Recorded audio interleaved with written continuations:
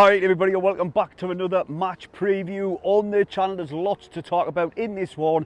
The Everton game and crazy penalty decision in that one, Lafay's redemption, and many more things. Obviously the Crystal Palace preview as well. But before we get on the rest of the video, I think it's a massive favour, hit the thumbs up on this one and subscribe if you're brand new to the channel. I thought I'd come out and do this one, put a little bit of effort in.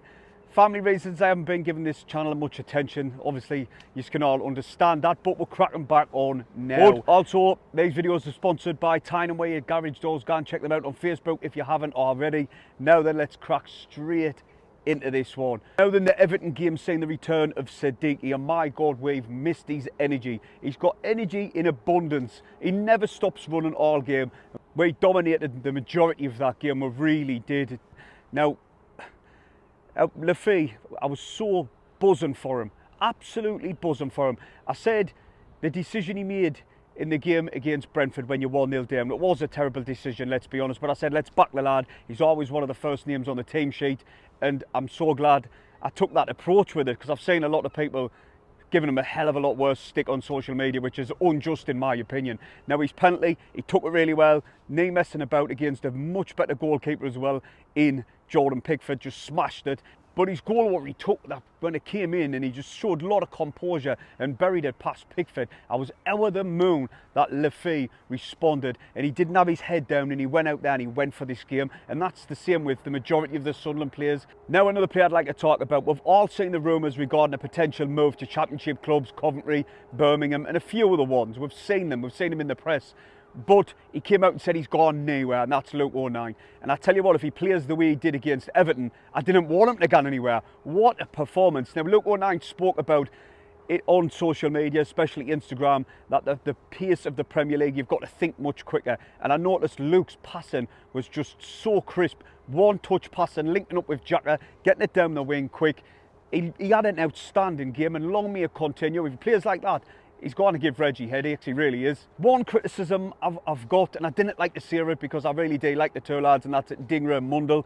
Now when they're going down the wing, they do tend to cut in a lot, and they will get sussed out sooner rather than later. Mundle done it in the Championship, he was absolutely phenomenal at it, getting his shots away and scoring some belters. But I would like to see them take the man on and beat them down the wing and get some balls into the box. The player I'm a bit worried about, and that was Robbie.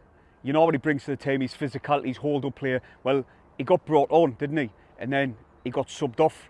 I didn't know if it was for the penalties, but I'm sure it was for an injury. Now, there was some contentious decisions throughout that game, and one of them being that penalty decision, which was never ever a penalty.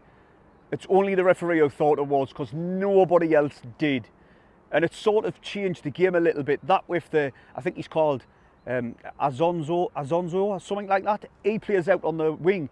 He was a very good player. He kept drawing the foul, and it was him who went down. Now, I seen how bad of a decision it was that Granit Xhaka was going ballistic when it went to extra time. He was smashing his water bottle all over the place and everything. But the penalties themselves, I thought Roofs was outstanding. Penalties, there were shite penalties by the Everton players, but listen, Roofs had to save them. If he dives the other way, they gone in. But £11 million, my God. I'm a bit worried about the performances he's putting in. Clubs further up the league are going, oh, big clubs from abroad are going to be keeping the eyes on him, because he's been tremendous for us, and he was my man of the match comfortably. He made a few saves throughout the game. I can't believe when we bought him and he only played one professional season in football.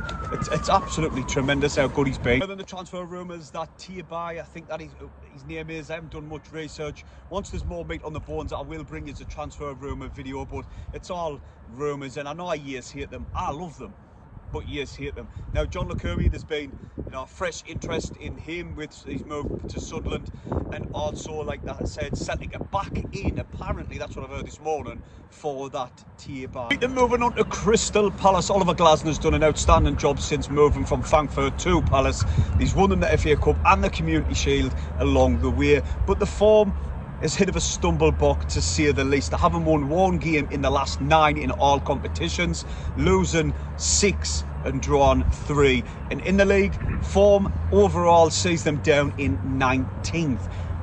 Now, history gone by, if you're struggling to score goals or your form's bad, come to the Stadium of Light and you will break that duck. But Sunderland now is starting to break that monotony. And any team in the league are finding it hard to beat us at the Stadium of Light. Now, in the last game against Macclesfield, it was a very embarrassing performance, and I think every Crystal Palace fan will agree with us on that one, and they'll want to be, righting that wrong of that performance against us at the Sol. Now, the last 5 games in the Premier League, they've drew with Aston Villa, decent point away. They've been beat off Newcastle. They've also drew with Fulham, beat off Spurs and smashed off Leeds 4-1. Quite embarrassing performance to say the least. But listen, we all know what these are capable of, and they've got some outstanding players throughout. So we've got to have to be on our game from the first whistle, because we will get punished. This is the Premier League after all. And like I said, they are due a turn in form. Would any Crystal Palace fans let us know in the comment section below what is putting this run of bad form down to? Now, the players we've got to keep an eye out from, they've got Mark Gay, who's rumoured to be moving to Liverpool at the end of the season, and also the manager, I forgot to mention, he could be potentially going to Man United at the end of the season, but I didn't know how true their rumours are. And also they've got I remember him when he used to play for Watford down in the Championship. And also Johnson, we were rumoured to be getting him from Spurs, but obviously he went to Crystal Palace. He preferred to stay down London, and 32 million or 33 or whatever it was a bit steep in my eyes.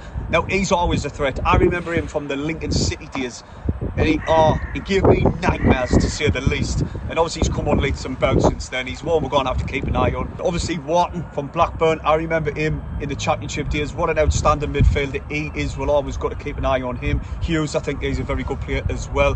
Moving on to Sunderland, with their form being very bad, our form outstanding at the Stadium of Light. It's like a fortress. I've said this so many times. I think we should go with 4 at the back, but with Ballard, Hume, Serkin performing like he did against Man City, absolute phenomenal. Ronaldo back, Alderete, what's he going to go with? Only God knows. But I'm going to go with Roofs in goal, Hume right back, then it'll be Ballard, and this is so hard, this is really hard. Nordy, it's got to be them at the back. I don't know, then Alderete, he's phenomenal at Brickwall and all, like they say, that partnership with Ballard and all. And then at left back, if Ronaldo's fit, he comes in. If not, Serkin. I'm not too fussed about that one, because Serkin's been playing quite well. Then it's Xhaka and Siddiqui. My God, we've missed Siddiqui. I said this earlier on in the video.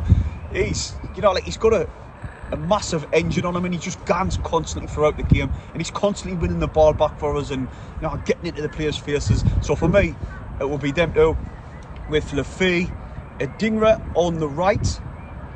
Now, I know Bobby picked up a little injury, so I know what Reggie's like. He doesn't like to risk them very early on, so it would be Isidore and Mienda on one side. I'd love to see that partnership, but Arnie Reggie knows the lineup and the formation that he guns with. Every time I say it, I get something wrong. Apart from the one time I got everything right. Now, it will be score predictions, everyone. Let us know in the comments yours. I'm going to go for a Sunderland 3-1 win. While these are struggling for form and we're good at the Stadium of Light, we've got to punish them. We've got to get 3 points on the board, and if the score's gone our way, we'll jump back up the table as well. So for me, yes, 3-1 win. Now, I do apologise for the quality of these videos. I've had family reasons for why I haven't been able to do these videos to the standard that you have been watching recently.